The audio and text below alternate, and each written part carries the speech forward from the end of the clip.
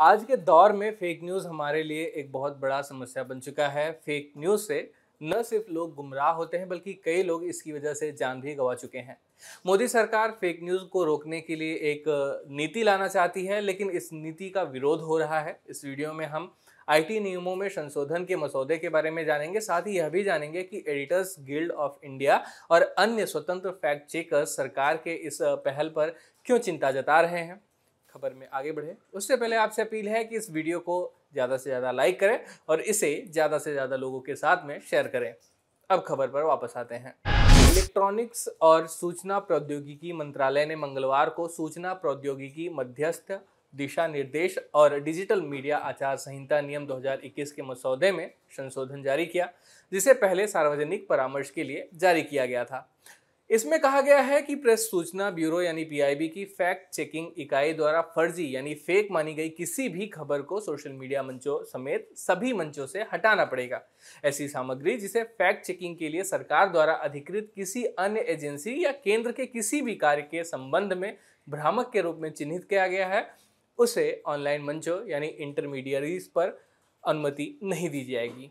Editors guild of India ने इसका विरोध करते हुए एक बयान जारी कर कहा कि तथ्यात्मक रूप से गलत पाए जाने वाली सामग्री से निपटने के लिए पहले से ही कानून मौजूद हैं। गिल्ड ने आगे यह भी कहा कि यह नई प्रक्रिया मूल रूप से स्वतंत्र प्रेस को दबाने में इस्तेमाल हो सकती है और पीआईबी या तथ्यों की जांच के लिए केंद्र सरकार द्वारा अधिकृत किसी अन्य एजेंसी को उन ऑनलाइन मध्यस्थों को सामग्री को हटाने के लिए मजबूर कर सकती हैं, जिससे सरकार को समस्या हो सकती है।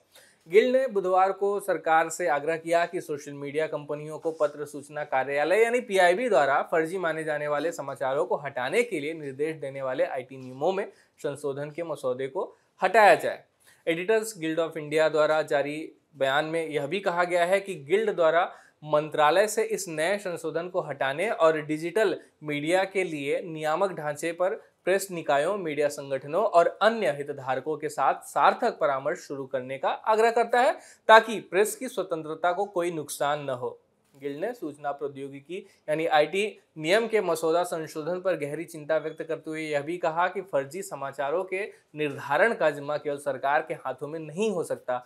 गिल्ड को लगता है कि यह प्रेस की सेंसरशिप के बराबर है। समाचार एजेंसी पीटीआई के अनुसार गिल्ड ने कहा कि यह भी ध्यान दिया जाना चाहिए कि गिल्ड ने मार्च 2021 में पहली बार पेश किए गए आईटी नियमों को लेकर भी गहरी चिंता जताई थी, जिसमें दावा किया गया था कि वे केंद्र सरकार को बिना किसी न्यायिक निरीक्षण के देश में कहीं भी प्रकाशित समाचारों को ब्लॉक करने, हटाने या संशोधित करने का अधिकार देते हैं। गिल्ड ने कहा कि इन नियमों के विभिन्न प्रावधानों के परिणाम स्वरूप बड़े पैमाने पर डिजिटल समाचार मीडिया और मीडिया पर अनुचित प्रतिबंध लगाने की इसमें क्षमता है। गौरतलब है कि 2019 में स्थापित पीआईबी की फैक्ट चेकिंग इकाई, जो सरकार और इसकी योजनाओं से संबंधित खबरों को सत्यापित करती है, उस पर वास्तविक तथ्यों पर ध्यान दिए बिना सरकारी मुखपत्र के रूप में कार्य करने का आरोप लगता रहा है। साथ ही खुद पीआईबी पर फेक न्यूज़ फैलाने के भी आरोप लग चुके हैं। मई 2020 में न्यूज लॉन्ड्री ने ऐसे कई उदाहरण बताए थे जहां पीआईबी की फैक्ट चेकिंग इकाई वास्तव में तथ्यों के पक्ष में नहीं बल्कि सरकारी लाइन पर चल रही थी। Fact checking website alt news के संस्थापक प्रतीक सिन्हा का भी कहना है कि समस्या यह भी है कि पीआईबी किन खबरों का फैक्ट चेक करने का फैसला करता है और किन को नज़रअंदाज करता है। उन्होंने न्यूज़ लॉन्ड्री नाम के न्यूज़ पोर्टल से बात करते हुए कहा कि मुद्दा यह भी है कि पीआईबी फैक्ट चेक इकाई क्या सत्यापित करने का फैसला करती है। यदि आप पीआईबी द्वारा किए गए फैक्ट चेक देखते हैं तो कुछ अपवादों को छोड़कर वे सरकार की छवि को नुकसान पहुंचने से बचाने की कोशिश करते रहते हैं।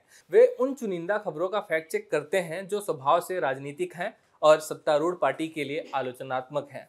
उन्होंने कहा कि यह कहना कि केवल पीआईबी फैक्ट चेकिंग इकाई ही तय करेगी कि क्या सच है और क्या झूठ है, यह बताता है कि सरकार के खिलाफ गलत सूचना को हटाया जाएगा, अन्य सभी गलत सूचनाओं को ऑनलाइन बने रहने की अनुमति होगी।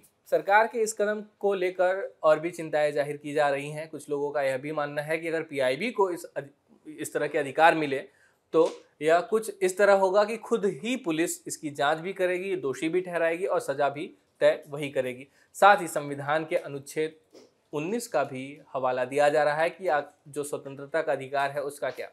कुछ लोग तो सरकार पर आरोप लगाते हुए यह भी कह रहे हैं कि मुख्यधारा की मीडिया तो पहले से ही सरकार के पक्ष में सारी खबरें दिखाती आ रही है, तो पीआईबी को इस तरह से इस्तेमाल करने की क्या जरूरत आन पड़ी। खैर, ये वीडियो यहीं समाप्त होता है।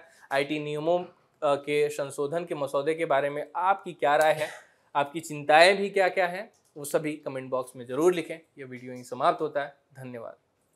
अब खबरें पाइए सबसे पहले हमारे मोबाइल न्यूज एप्लीकेशन पर। एंड्रॉइड या iOS प्लेटफॉर्म पर जाइए, HW न्यूज नेटवर्क को सर्च कीजिए, डाउनलोड कीजिए और अपनी सुविधानुसार भाषा का चयन कीजिए। खबरों की भीड़ में अपने काम की खबर पाते रहिए।